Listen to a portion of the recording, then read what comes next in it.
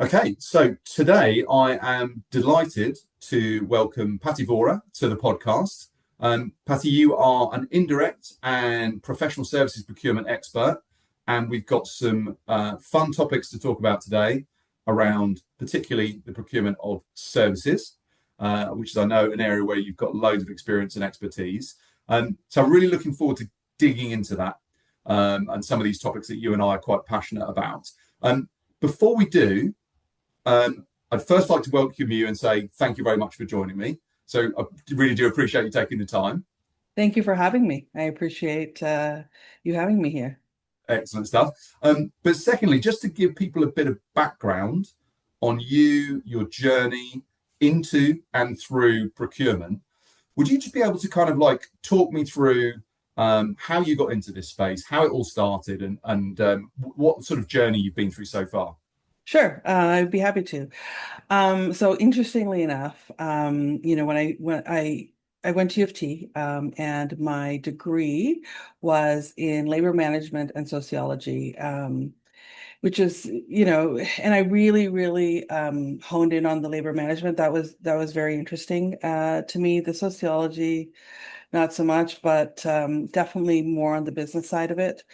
After I graduated, I actually worked for an insurance company for 5 years. I was doing insurance operations, and one thing I knew is that I didn't want to stay in insurance operations.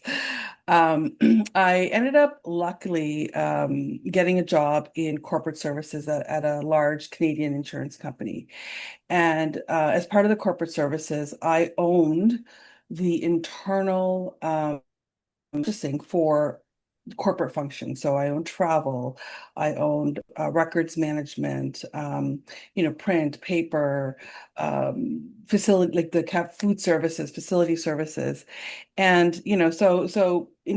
that organization had just gone public a couple of years ago, and the market actually kind of crashed a little bit, and their stock decreased. And so one of the things that I had asked for is to go to this conference. So I went to this conference, and there's a professional service consulting company, ironically speaking, at this conference, and they talked about centralization of sourcing. Right. And so it really piqued my interest.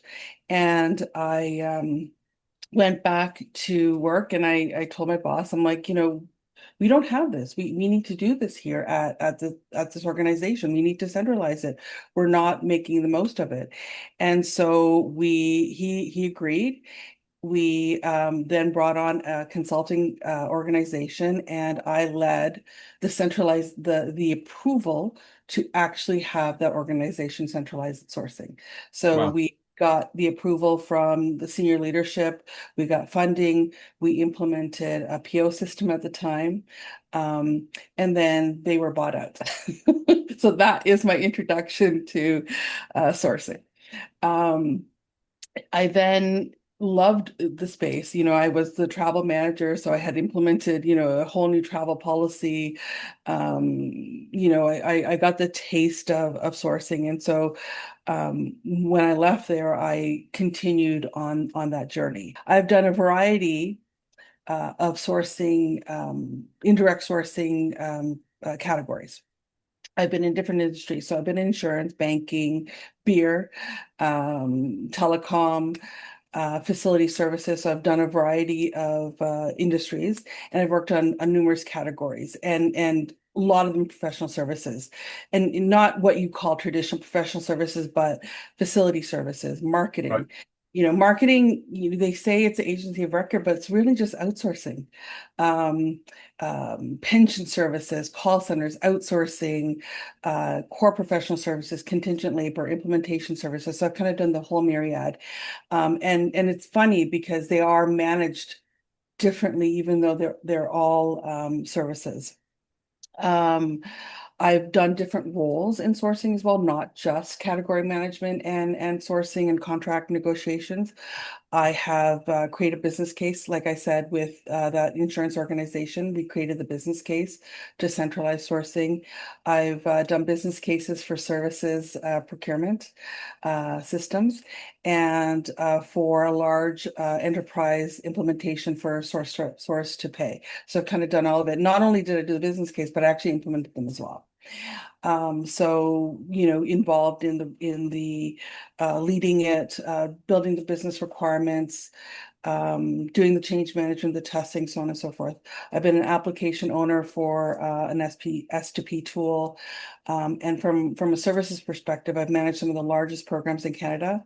In my last role, I was responsible for the entire external workforce for a major bank, valued at about $3.5 billion. So just a little Wow. bit of change. Yeah. I was responsible for strategy, governance systems, and program operations. I've implemented VMS for contingent labor, professional services, and what we call $0 workers. I've built an internal contingent labor program from ground up. So that was a very immature program. There was actually no program, it was self-serve, to basically a program that was defined as top 1% in the world. And I've also managed external MSPs. And just to go back to the internal program I created, this was in 2010. Right. So it was a long time ago. And at that time, I think MSPs were just starting to kind of uh, go into fruition. And so, the, the fact that I actually developed an internal program was different. It was very, very challenging. For the year that I was working on the strategy and doing the implementation, it was nerve-wracking because no one's done it. You don't really, and especially in Canada, that it was a very immature market. There's, I think, more in the US. So there's very few people to actually, talk to or have questions for or get advice from. I was able to get some great advice, with a small organization. And I really enjoyed that experience. And we took it from, like I said, um, a non-program to, we were able to develop or reduce our cycle time by 50%. Wow. We created a ton of savings. We were able to make it a profit center for the CPO. We did likelihood to recommend on the actual contractors, and we got a score of 92%. So we did a lot of interesting things, and I think the fact that it was internal really gave us the creativity to be able to do things that were different than what the other organizations were doing. The other thing we did was we were able to reduce the number of suppliers to 4 Wow. from 250.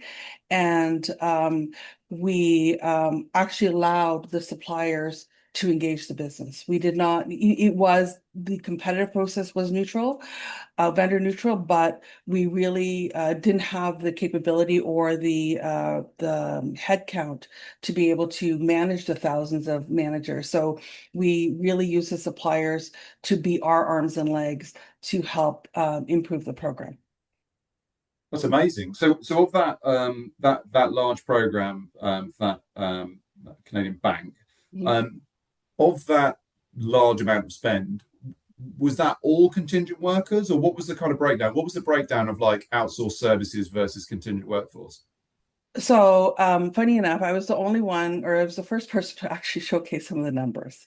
Right. It was not really, it was not really something that was articulated previously. So from a professional services, so from a contingent labor perspective, it was between 500 to $700 million, and the rest of it was professional services. And it wasn't outsourced services. It was your consulting, technology, ADM, that kind of stuff. So outsourcing stuff was outside of that scope, as was marketing, as was facility services. So that was basically just pure kind of, as you say, professional services and consulting. I would imagine that was primarily contracted under statement of work type That's right. agreements where it was output based. you know, That's correct. yeah, very interesting. For me, not that surprising, the difference in size, in the sense that that's something that I see all the time.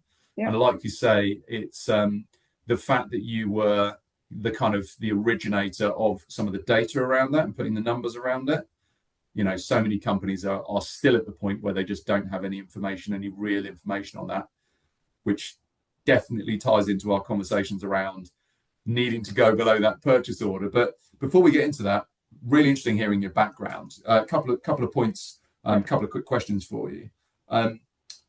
Labour management. So, in terms of what that constituted when you studied that course, I feel like that's got a great tie-in to dealing with professional services, because ultimately it's getting work done, isn't it? How? Yeah, I was going to say, what was the kind of context of labour management within that course, and have you found that has actually ended up tying in? So funny enough, like I think one of the things I always wanted to do was go into HR. I never ended up in HR in any way, shape, or form. But the course itself definitely did help. It was more union management, Right.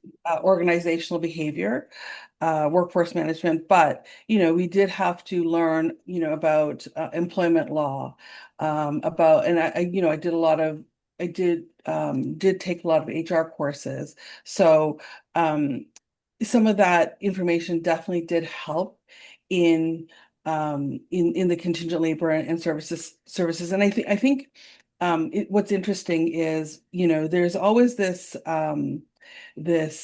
conflict is, should it be HR? Should it be sourcing? Should it be HR? Should it be sourcing? And I think, and I feel like because I had the background in HR and I've done sourcing, I was able to kind of bring in a unique blended, um, not experience, but thought Approach. approach, thank you, to contingent labor. I think what happens is, with contingent labor, if it's on the HR side versus the procurement side, they're different. They have different objectives. Sourcing is more, value driven, cost driven.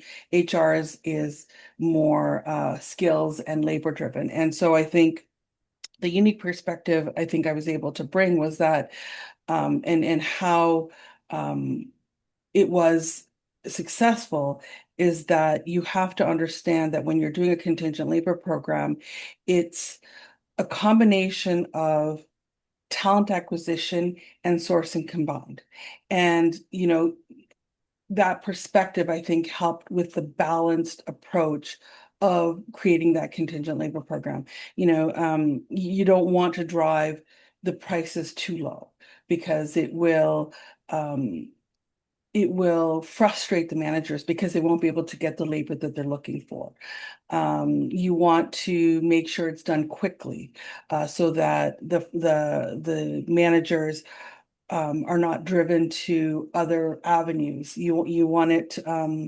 You want the quality to be there. So you want the brand recognition and people to actually wanting to apply for contractor roles within the organization.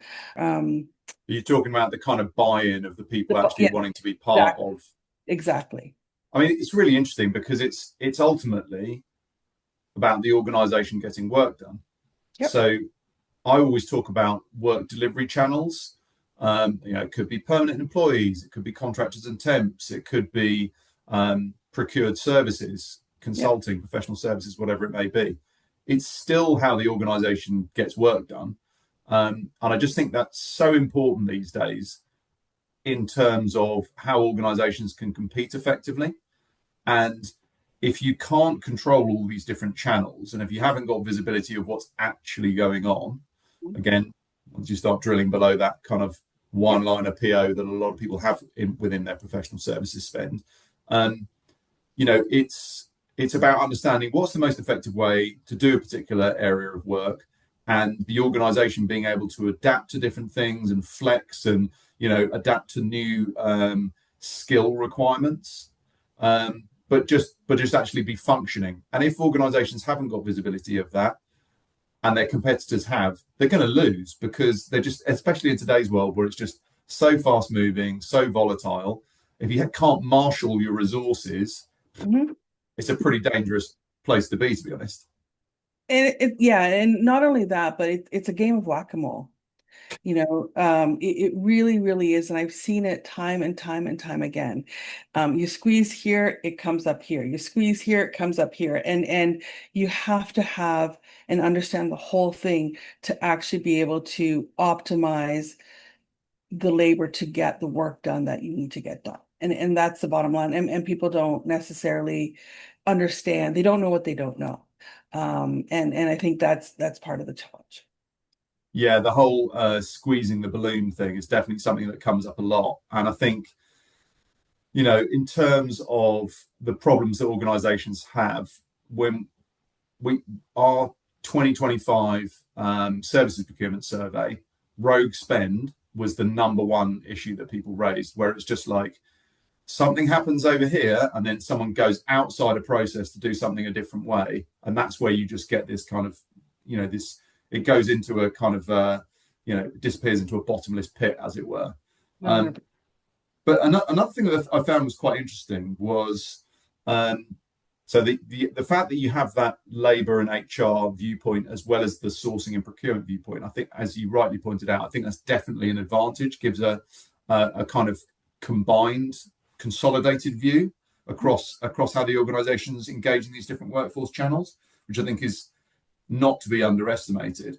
But I also think it's interesting when you were talking about that kind of first purchasing stroke procurement role. You went to the conference, they were talking about centralizing the sourcing. You went back to your boss and said, hey, why don't we do this? That firstly, that shows that you were demonstrating initiative in being creative in what you were doing, which is something that I see within procurement executives quite a lot. I think that's a very key thing. People need to be like curious and willing to make changes and things like that. But the other thing that it illustrates to me is that's not that long ago. It just illustrates that procurement is actually quite a young function in some ways. Within a lot of organizations, it's not like the finance function or even marketing and things like that. So it's always something that is highlighted to me that actually procurement is still really evolving in It, the it way really it serves businesses. It really is. And I've been hearing for 20 years, value of procurement, value of procurement. We need to show the value of procurement. And, it hasn't, we haven't moved the dial as much as I think we should have. Um, and I'm not sure why. I think in organizations that are more manufacturing based, um, sourcing is critical because it is part of the supply chain conversation. But in organizations that are more service providers, it is challenging and it has been a challenge. Procurement is not just about creating value and the right contract and all that. All the other good stuff that procurement is. It's also a sales job. It's a continuation of selling the importance of sourcing to organizations. Yeah, and you make a great point about the difference between manufacturing organizations and more the kind of service, that giant part of the world, which is this services based economy that we're moving more and more towards. Mhm. And I think coming into the sort of conversation around the fact that a lot of organizations are very heavily focused on the kind of PO process and systems related to that top level kind of source to pay, procure to pay part of the journey. Um, that is more suited towards the procurement of goods and materials. That's And right. a lot of the technology, and I've said this before, but I do hold true to it. The way that procurement technology has evolved has been along that track of manufacturing and goods and materials being the primary problem to solve.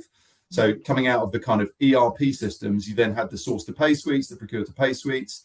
You've ended up with, Amazon style guided buying, cataloging, all that sort of stuff, which is brilliant when you're buying a thing that you can define the thing quite easily. You can weigh it, you can measure it, you can compare cost. And there are significant supply chain complexities to be considered in that. And that's what the technology world and the world of procurement has focused a lot of its attention on solving. Mhm. Whereas kind of quietly in the background, and then suddenly, very rapidly and quite much more loudly, services has just exploded in Mhm. terms of the amount of money that organizations spend on services Mhm. and the increasing complexity and variety of the services that organizations buy. It's now on average 50% of what any organization spends on average globally. So Mhm. it's become much more of a problem, but the existing setup was not really designed for that problem solving exercise because, as I've said many times before, services are almost like the inverse of goods in the sense they don't have the complex supply chain, but what you're buying is really hard to define. It's really hard to measure. It's really hard to compare price. So I think it's a very valid point you make about that kind of manufacturing versus service-led approach. Mhm. It does play through to the way organizations are structured and what they're measuring. And as we've kind of briefly discussed before, and I'm interested to kind of get your take on it, Mhm. this leads often to a bit, maybe almost too much of a focus on just the purchase order as the be all and end all of the central point of information that people are using. What's your view on that? What have you seen as the kind of pitfalls and areas of where there are issues in that approach? So I think a lot of organizations default to managing services to purchase orders because their ERP systems are deeply embedded as core financial infrastructure. These systems are well funded, they're well governed, they're sponsored by the CFO, whereas services, platforms, VMSs are often used as secondary investments, typically sponsored by procurement, and it's harder to justify without clear consolidated data. I think at a leadership level, there's an awareness of professional services spend. It's usually significant and has been getting more significant over the years. But there's often a limited enterprise-wide strategy for managing services holistically. Leaders, again, like I said before, don't know what they don't know. There is generally spend approval controls in the process, sometimes at enterprise level, sometimes at a business unit level, depending on how large the organization is.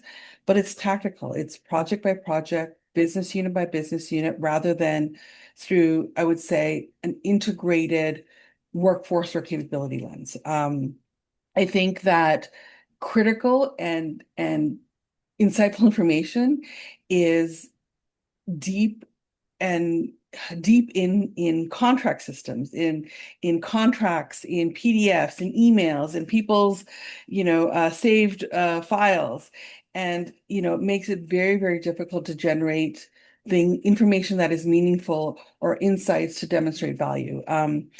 Offboarding, onboarding, access management, compliance, they're all fragmented across security, HR, sourcing, IT, facilities, and there's no single system of record.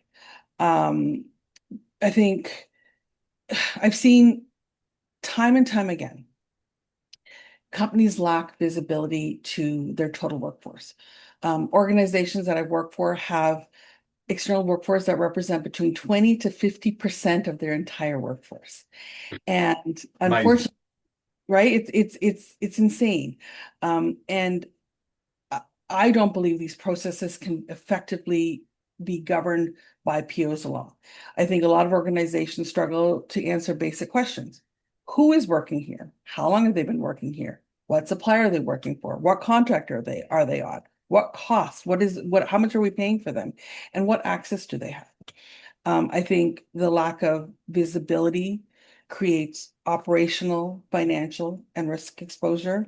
I think issues such as poor offboarding, or issues that are created are poor offboarding processes, rehiring individuals terminated for cause, uncontrolled system access, untracked contractor costs. They go unnoticed and they're not seen.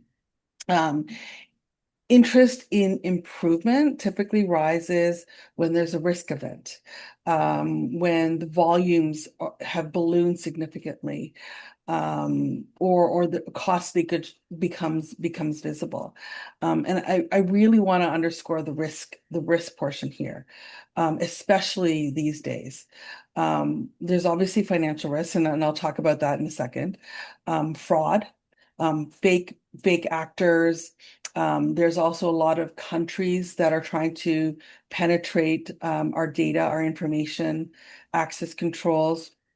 I worked in one organization where I was able to demonstrate to the COO, and this is interesting, that the thousands of work reductions they made in FTE was being offset almost entirely by the growth of external workforce. And they had no idea. So effectively, they increased the total cost. I mean, the goal was to reduce cost despite the headcount cost, because professional services, we know, can be 40 to 200% more expensive than FTE. That level of transparency helped me create a business case for headcount tracking only. They still, to this day, for whatever reason, have not put in a services tool. And so they're managing it through, different avenues, Excel spreadsheets, so on and so forth, but they still haven't put into place. Another organization I work for actually did put it into place. I was able to showcase the risk. And now, this was over 10 years ago, now they're actually able to have meaningful conversations on their workforce. In this particular case, obviously there was the transparency issue. I think when we told the CEO that his external workforce was 33% of the entire workforce, he fell off his chair. The other thing we were able to showcase is that contractors were not being effectively offboarded. When you have a PO, there's an incentive for the manager to onboard a resource because they need the person to work, but they don't know or forget or don't have time to offboard that contractor. So thousands of contractors are not being offboarded, and this is an issue with all organizations, or many organizations, and it's a risk. HR, I think, sourcing they operate in silos, and I think they have different priorities, which I think has been difficult to build a unified enterprise workforce strategy. But I think without this mindset, organizations default to using POs as a transactional tool rather than, I think, managing services as a strategic capability, which it is, because it is probably the largest line item. Employees, professional services, they're pretty significant. I think ultimately focusing on POs provides financial control, but not operational, workforce, or risk visibility. And without integrated systems and cross-functional alignment, organizations are not going to be able to manage at scale and they're not able to manage at the scale and complexity required. And I think if companies do that, they will likely be more competitive in the market. I couldn't agree more. And it's really interesting to hear you highlighting that for a lot of organizations, services, or the management of procured services, is not a distinct domain. Mm-hmm. I always say it's the biggest thing in procurement that isn't a thing. Mm-hmm. It is a thing. It's becoming more and more of a thing, but especially when traditionally procurement has always been broken down either by direct versus indirect, Mm-hmm. which, it still has its relevance. It has relevance to finance and the way the business operates, but it can be, I feel, a bit misleading in the sense that if you've got a global building consulting firm, Mm-hmm. their direct spend is all services. It's, outsourced, Yeah. architectural consultancy or building services consultancy, whatever it means. And their indirect spend is goods not for resale. So whereas if it's a manufacturing company, then primarily their direct spend is going to be goods and materials potentially. But in all organizations, the services are increasing. So you can't just kind of go via that purely an indirect banner anymore. And then you've got a category strategy where you'll have multiple categories, like you say, marketing, legal, professional services, consulting, IT services, where the same problems exist, but they kind of got a different flavor. They'll probably be contracted in a similar way, an output-based kind of statement of work style contracts, statement of work, scope of work, work order, task order, whatever people want to kind of call them. It's a similar type of contractual vehicle.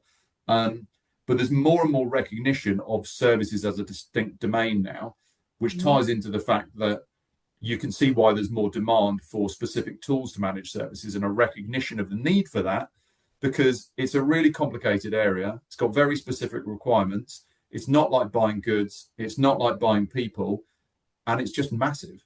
So I think it's really interesting to hear you talk about how that has become highlighted, and also the the fact that, you know, when people do dig into this, I've heard the story time and time again.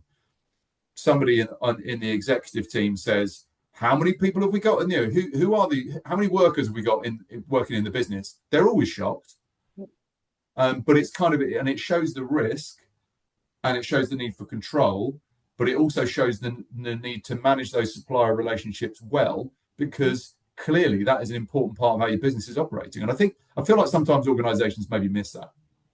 I 100% agree. I think because SOWs are managed, you know, SOW by SOW, right? It's not managed holistically. It's, we have a project, we need to do this, so let's do this. We have this need, so let's do this. We don't look at it holistically. We look at it individually, and I think that's the biggest challenge. You know, if you have the data consolidated, then you can see, you know, what you can see the information of the resources you need, and then you can plan for it. You can strategize on it. You know, if you have, you know, 20 different IT teams all hiring developers, do we need 20 different do we need different developers, or can we consolidate it? It's information like that if you can actually, you get your hands on it, you can actually create strategies on what the best outcome is, or sorry, the best way to manage these resources.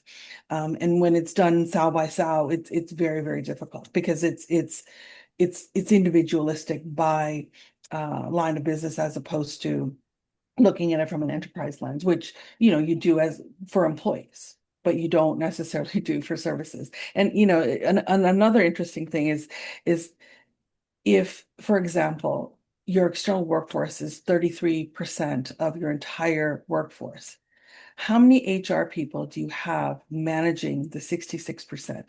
And how many people do you have managing the 33%? And do they have the skills to be able to do it?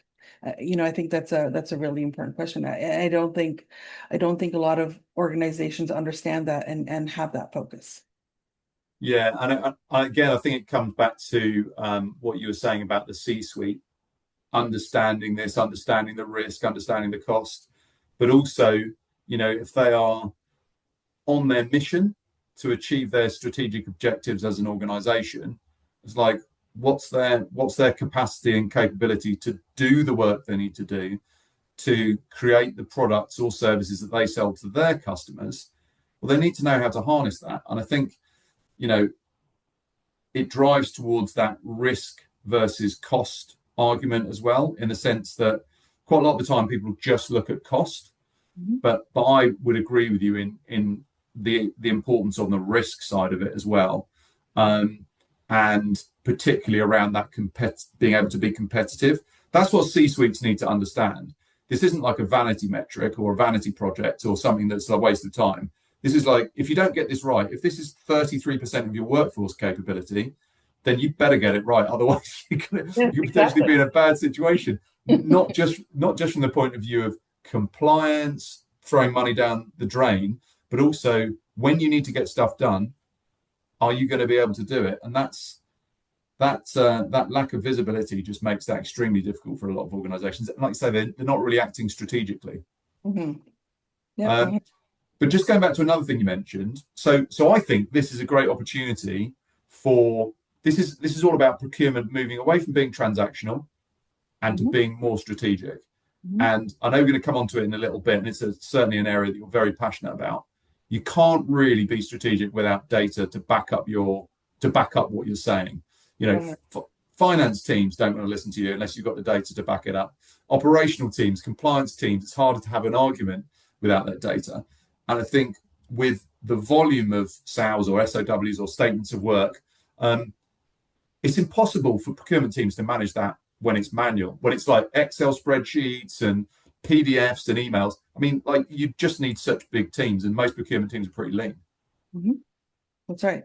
And you there's so much information you don't have. People come to me and ask me, how many contractors do we have? I don't know. Do you know what contractors are in the statement of work? I don't know. Do you know if we did background checks on these contractors? I don't know. And so it's unless you have the technology to do it, I think it's almost impossible, or is going to take an army of people to actually be able to manage and hone into this information.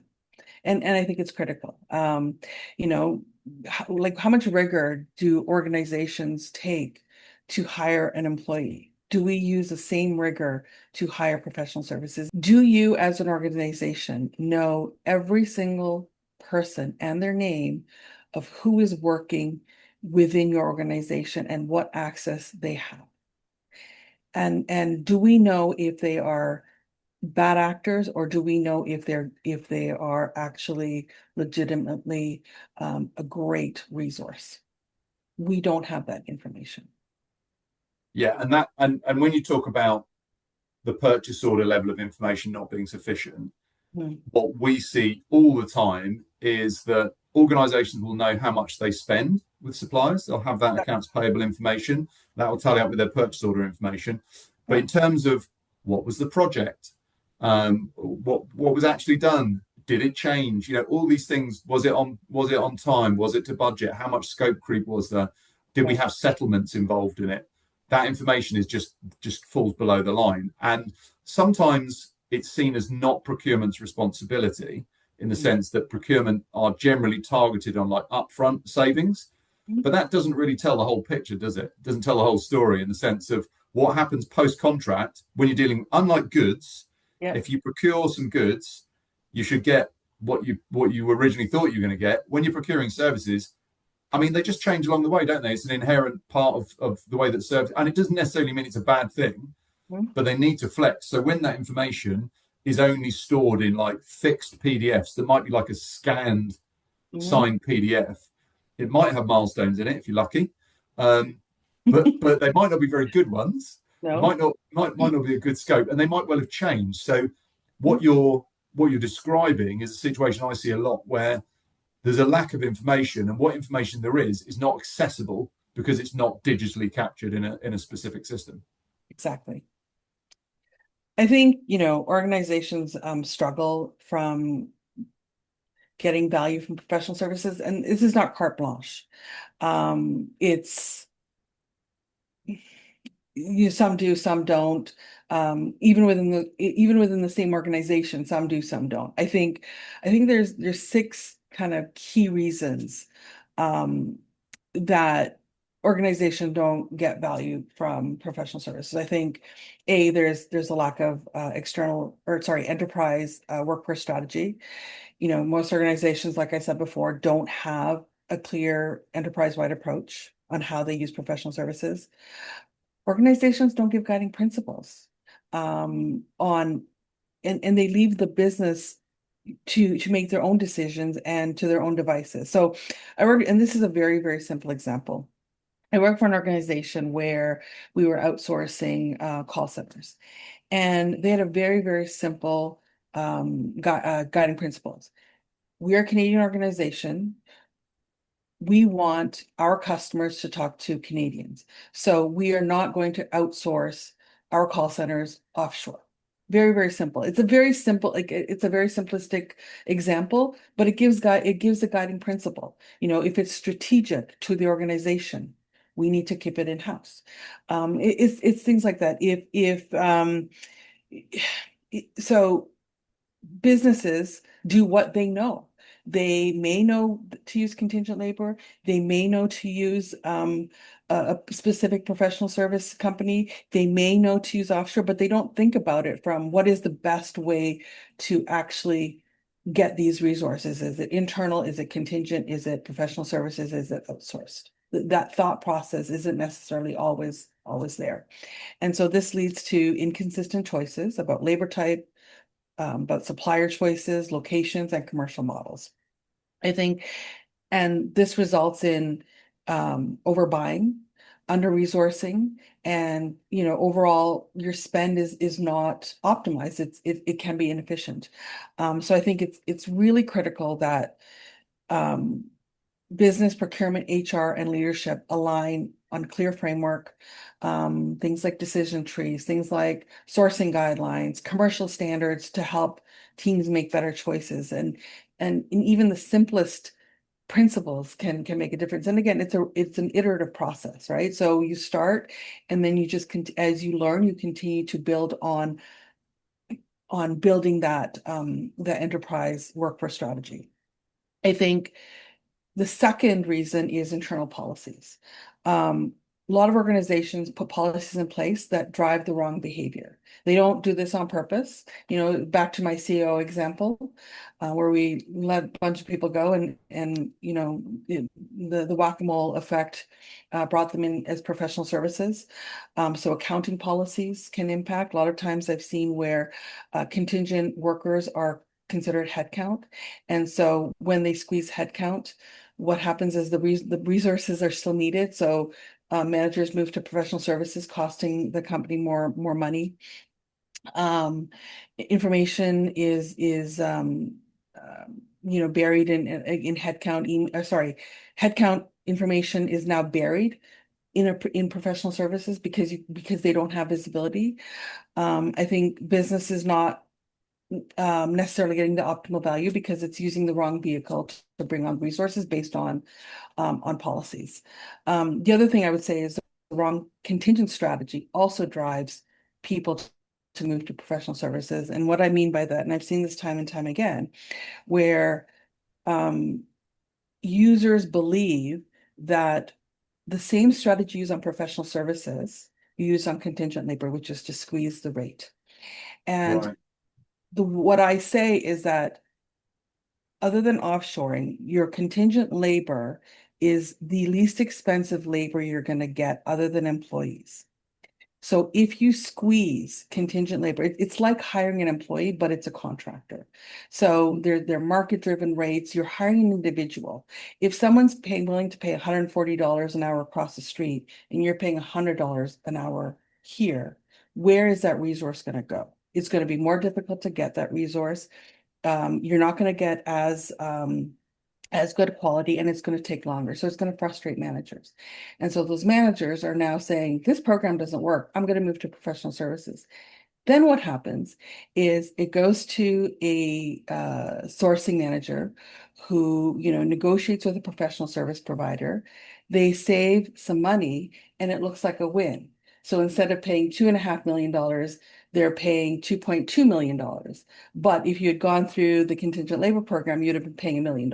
So it looks like you saved money, but in fact, you've actually spent 1.3 million more than you should have. Right. And people, you can't see this unless you've got all the data. I think another reason is poor definition of outcomes and scope. So many projects begin with a clear understanding of what, many projects or teams begin without a clear understanding of what Yeah. success actually looks like. So teams feel pressure to move quickly. They engage consultants before the problem or outcome are even fully defined. And when objectives and scope are unclear, change orders become inevitable. And this drives cost overruns and fixed price models and can have an unlimited spend impact on time and material contracts. I think weak governance, data, and visibility is obviously another reason. We've talked about this, at a micro level, SAL by SAL, it can be difficult to understand how productive the supplier is. Right. Are there poor performers? It can, and if there are, it can be difficult or time consuming to get folks replaced. You have to you talk to the supplier. We want to get rid of we need to get rid of this person. They're not performing. Okay, we'll find someone else. And now you have to get them educated and up to speed. That takes time. That impacts your project timelines. If the project is large, it's very difficult to know and understand how much time each individual is actually working on your project. Are they working? If you're paying a monthly fee, Do you know if they're actually coming in 5 days a week? Do you have the data to show that? Or are you just blindly approving their timesheets? At a macro level, information about service and external workers, again, like we've talked about, is scattered across systems, documents, emails, files, and POs, like we said, don't have that financial approval control, and there's very little operational insight. Organizations can't clearly see who is working, for how long, at what cost, with what access. Um, this lack of visibility creates financial and leakage and operational risk. And I've seen this where individuals from a supplier are allocated 100% on multiple sales for the same company. How is that even possible? They're really, really hard workers. Yes, yes. And that's just one of many, many examples that I have seen. Number five, there's an imbalance in supplier management and negotiation power. Business teams are not skilled in managing sophisticated service providers. They haven't been trained. They're not HR. They haven't been trained. They're just trying to get the work done. They Yeah. lack experience in negotiation, contract management, and performance oversight. So some are really good, but I've also seen some that are very, very poor. And I've actually seen where the business is scared to negotiate with the supplier. They're afraid of losing that supplier. They built this trust, and they have this fear of losing them, which generally never happens. Another, I would say, dynamic is relationship driven buying. Consultants build strong personal relationships with executives. They build a level of trust and position themselves as the expert. And they may very well be, but there may be better suppliers out there. And and I've seen it time and time again, leads to single sourcing, reduced competition, and over time, costs more money and reduces accountability. The last one I would say is misaligned incentives and over-reliance on external advice. So I think it's prudent to be aware that there could be a conflict of interest. Former consultants have spoken openly about how professional service providers, internal revenue targets, partner incentives, and software alliances can influence recommendations. You're asking for a vendor neutral recommendation, but is it, right? Sometimes advice isn't purely about what's best for the client. If, for example, a consulting firm is aligned to a specific software provider, they have a partnership with an organization that they are certified to implement. When you ask them what the best solution is, you have the outcome is already influenced by that relationship. And like I said, consulting firms operate under internal revenue targets, partner incentives, and vendor alliances. And this can absolutely create conflicts of interest in recommendations provided by these service providers. And at the same time, leaders place a lot of trust in these external consultants, sometimes more than the internal experts. And, internal experts, typically what I've seen, and I've had the same situation myself, where we have deeper institutional knowledge, we have skin in the game, but our insights can be overshadowed.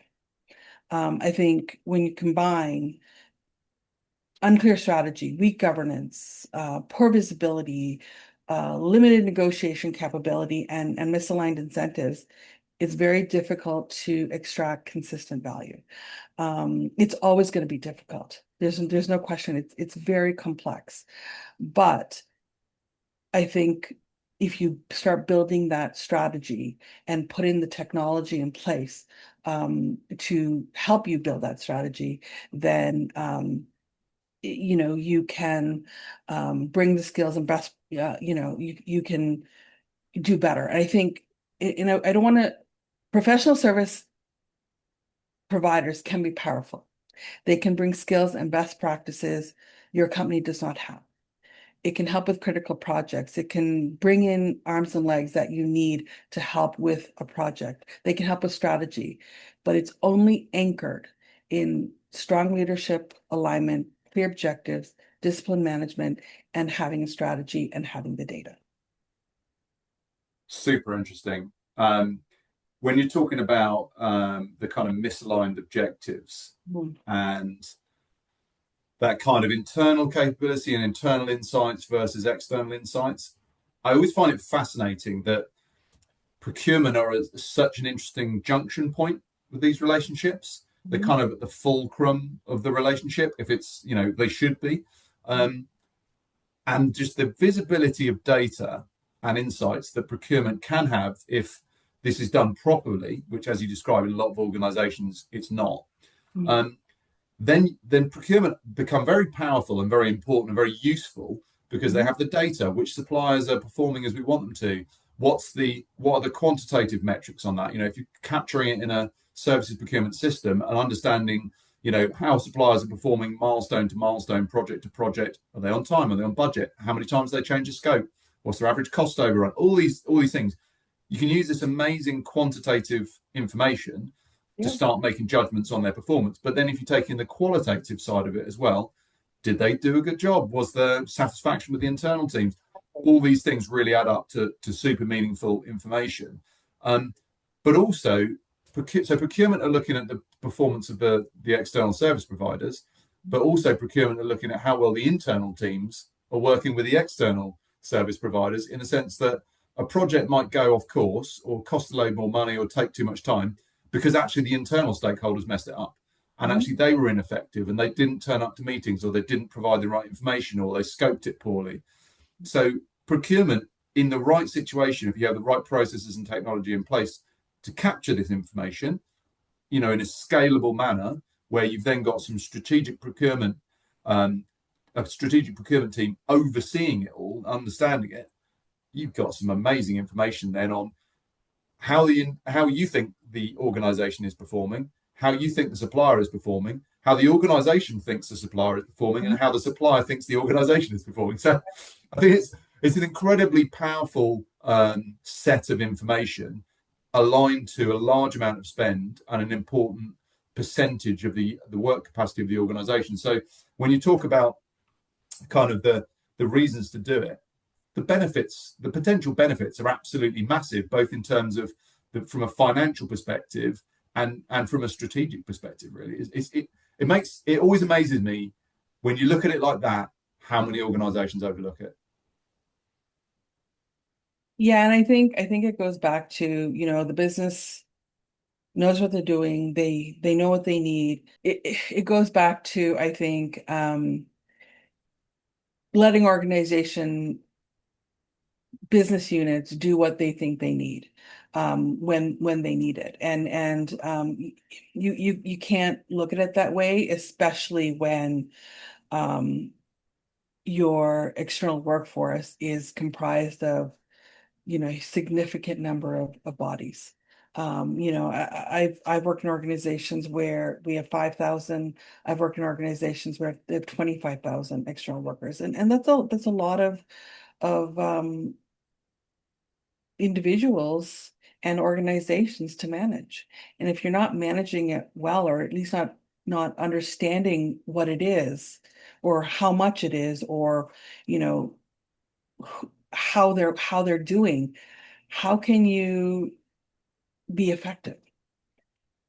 Question for you: what would you see if you think about the financial services industry in Canada, for example?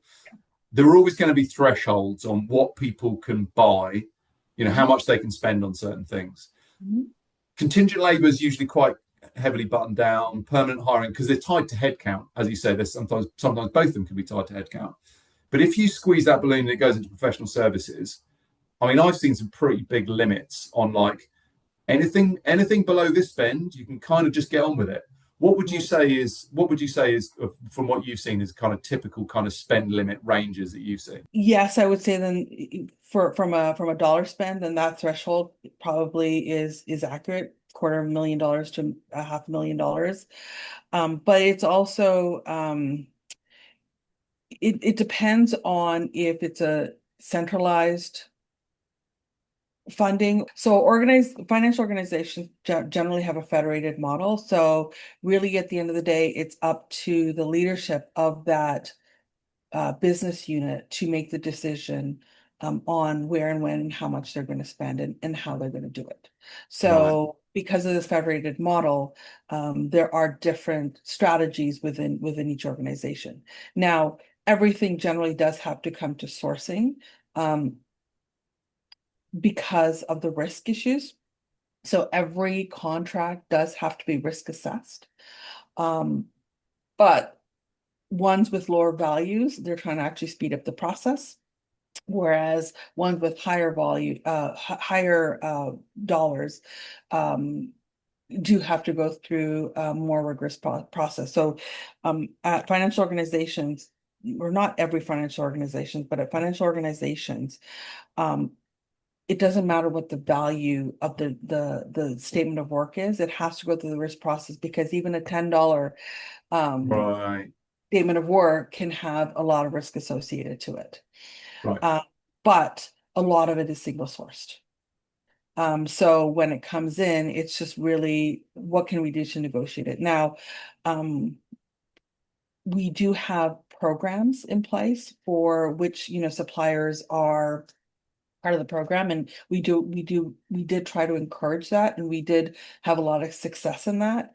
But it's still single source. So, you could extract value by actually getting quotes by, going to RFPs. But if it's a federated model, the leadership of that organization ultimately makes the decision. Yeah, and it's interesting when you talk about the relationships that Mhm. buyers and maybe particular federated business units might have with suppliers and the heads of those business units or the the lead buyers. It's in the professional services firm's interests to build Yeah. those relationships to then make sure they're getting work that isn't getting bid out, that's just getting given to them directly. I Um, I think and it's it, changing, but yeah, it takes time, right, to move the Titanic. So I think, the scrutiny on professional services has definitely intensified with the dollar spend, the risks associated with it. Um, and there's definitely more scrutiny. And I know that when I did an RFP for some of this work, and we actually did a road show to all the key senior leaders to ensure that they were in line with the negotiation strategy that we put in place, so that when the professional service providers did um, come to them because we were doing those negotiations, we all had the same voice. We had a unified voice back to the professional service providers. No, this is what we want to do, and we do need to drive the best cost for the organization. So it is changing. It has changed, and I don't know if you want, it's such an important area of spend, and ultimately where these relationships are, that's where procurement can be extremely valuable because it's hard to negotiate with your friend, your friend at the supplier. But the people that are buying within the business should be making choices that are the most effective choice for the business, which again comes down to process and technology. If you can centralize all this sort of stuff and encourage people to go through competitive process, even just the fact that their favorite supplier knows they're in a competitive process, they're going to get better value out of it. 100%. We were able to drive, I think, between 15 and 30% out of our costs. Yeah, Significant. that So that doesn't surprise me. yeah, there's definitely value there.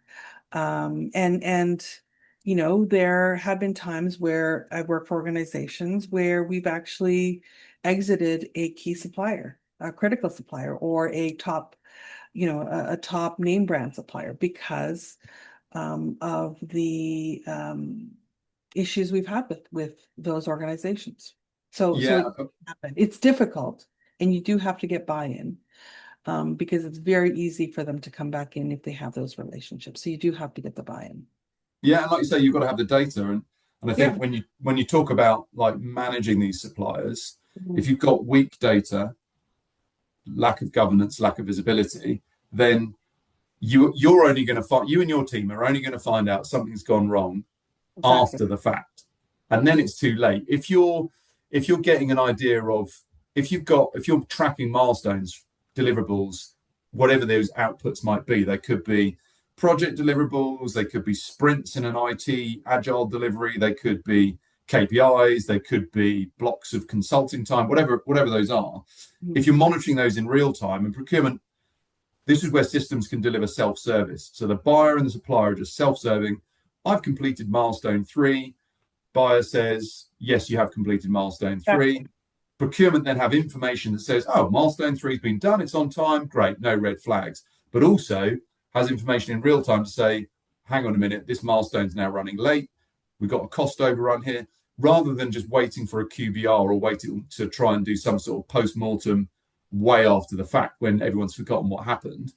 If you've got that real-time information, then you can get on top of those poor performers and either improve their performance or actually just really understand where you have a problem. Whereas I think for a lot of organizations, if the CFO came to the CPO and said, how much work, what did we do with consultancy A last year? Then they'd be very easily be able to say, we spent this much with them. But then if it was like, what projects, did they do a good job? How many times did they have cost overruns? I mean, you'd literally, in a lot of organizations, people would literally be sifting through almost like paper SOWs, trying to look back at it. What was it? It's just impossible to do it scale. That you have your SOW, and then you have your change order 1, which you also have to read, and your change order 2, which you also have to read, and your change order 4, because they're not continuous, right? You actually have to understand what the change is. And it's not in one document, it's in multiple documents. And one of the things you've said to me in the past is that when it comes to change orders, professional services firms, I think the phrase you used was magicians. Yes. But because that's the thing, isn't it? People look at it and go, consultancy B has quoted us a lower day rate than consultancy A. But guess what? They're going to have change orders and they're going to take twice as long. Yeah, exactly.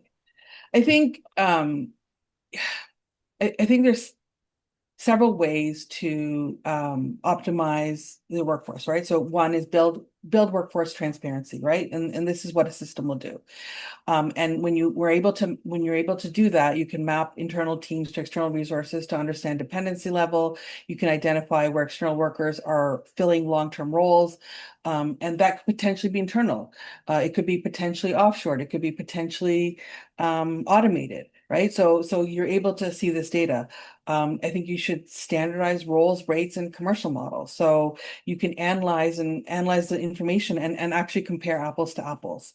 You can identify rate inconsistencies, similar skills, locations, and standardize the preferred commercial model for different types of work. Optimize make versus buy decisions, right? You compare the external costs to internal capabilities and hiring costs.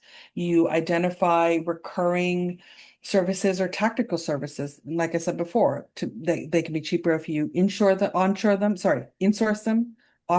automate them, potentially even use AI.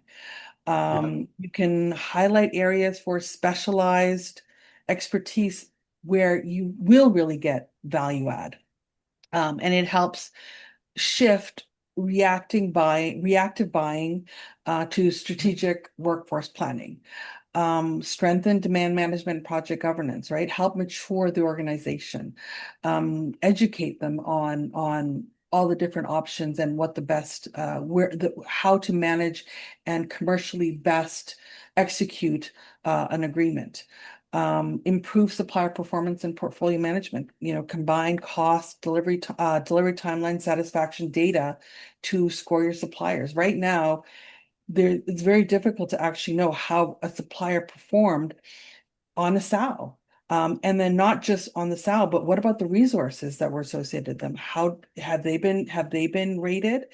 How do you get that information? And when you get that information, you can basically exit suppliers that are not performing well and give more business to suppliers that are performing well and create strategic relationships. You can leverage location, currency, and timing for cost optimization. Analyze where the work is being delivered versus where it could be delivered. Identify opportunities, near shore, offshore, hybrid models. Again, manage currency. You can hedge money. And it's a risk, but you can do it. It creates structural, not just one-time savings. You can embed workforce and services into enterprise strategy. HR, procurement, finance, IT need to share and review insights, create a steering committee, share goals, use this data to inform workforce planning and capability development, align external workforce to use as a long-term business strategy, build decision trees, playbooks for sourcing, educate the business, and shift the organization from tactical buying to strategic management. Use satisfaction and outcomes to drive value, not just cost. I think overall, when the SOW data is structured and analyzed properly, it becomes a strategic asset. It enables better decision on cost, risk, capability, performance, and it moves the organization from buying services to managing this ecosystem. I love it. And do you know what? Surely what you've just described is exactly how organizations need procurement executives to think. Because what you're ultimately driving at is, how do procurement take this professional services, external workforce problem and use it for the benefit of the organization? How do they feed it into the overall strategy? How does it become an essential strategic lever for the organization, going back to what we said at the very beginning, to compete effectively in their market? If they have really strong supplier relationships, a really strong supplier ecosystem, great efficiency in terms of how they can get from a buyer needing something to getting it to the right mode of delivery as quickly as possible, without procurement being in the way, but with procurement being able to help. And ultimately, what I'm hearing from you, really kind of reinforced here, is data equals strategy. If you can do all that and capture the data, then you can really help guide the organization on what they should be doing here. Yeah, if you can't measure it, you can't manage it. It's very simple.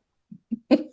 Well, I think that's a great way to summarize it, and ultimately this kind of shift from tactical to pardon me, false teeth fell out then, from tactical to strategic is hugely important, and also this shift in mentality from cost to value kind of ties into that. But none of it is possible for most organizations where they're in a situation that they can see a PO and a one-line description, and maybe there's an SOW or a SOW in a file somewhere, but if that's how they're operating, they're going to get left behind if they don't change it. And I think talking about this becoming a kind of a distinct domain, services procurement, and a real kind of strong discipline that requires certain skills and expertise, the right processes, the right technology, and the right data, I just think it's going to grow and grow. So I really appreciate you taking the time to have this conversation, because I just think this is something that people are eager to discuss. And when I sit in kind of round tables about this sort of thing with practitioners discussing their own situations, it's almost like procurement therapy sometimes, where people are saying, we have that same problem. And yes. it's how did you manage this? Or we've only got a small team that does that. So how did you get your head around that particular area of compliance or data or management or whatever it may be? So I think it's great, really useful for you to share these sort of insights and this experience. You've been on an amazing journey in what you've done with this so far, and it's built up this expertise. And like you were saying, when you originally were rolling out the original program, and you were like, didn't have anyone to talk to about it. I think that is the situation for a lot of people when it comes to services procurement, because if you look a lot at the conferences, they're either very general procurement or they'll be just very focused on contingent workforce and not so much the professional services buying, which is where I think the market is sort of developing its own voice to a certain extent. And with people like yourself coming out and talking about it and kind of being open about the challenges, the opportunities, and where you've seen businesses do things really well, and also where you've seen stuff fall down. I just think it's super useful for people. So I really appreciate you taking the time, Patti. It's been a very interesting conversation. Thank you for having me. Appreciate it.